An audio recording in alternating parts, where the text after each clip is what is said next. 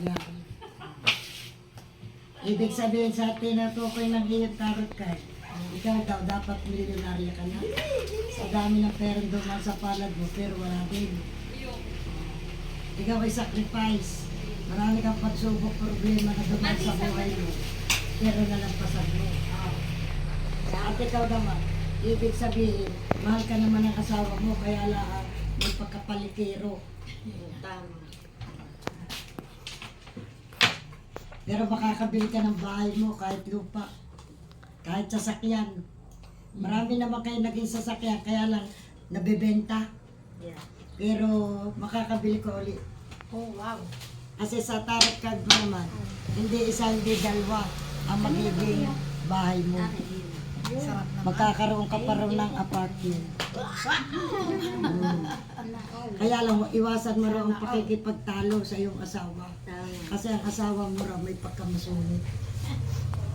Kaya huwag mo sasabayan para hindi kayo mapasukan ng devil. Masasamang espiritu.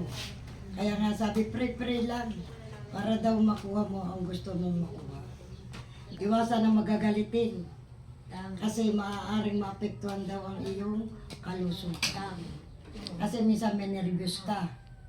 At mahilig ka rin daw magpagamot-gamot sa isang albularyo. Ibig sabihin, magpakwan din.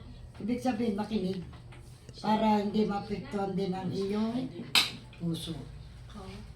Saka pag galit, pwede kang magsalita ka. Oo naman. Tatanda agad, kailangan. Tama. Kailangan laging blooming. Ito mo naman. At laging pray ng pray. Huwag mo rin isipin ang asawa mo dahil ang asawa mo naman ay sadyang gayon na rin ang ugali. Kaya huwag na sasabayan. Kuha ka pa ng 3.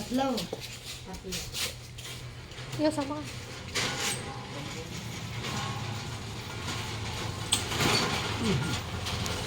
Dali ang asawa mo.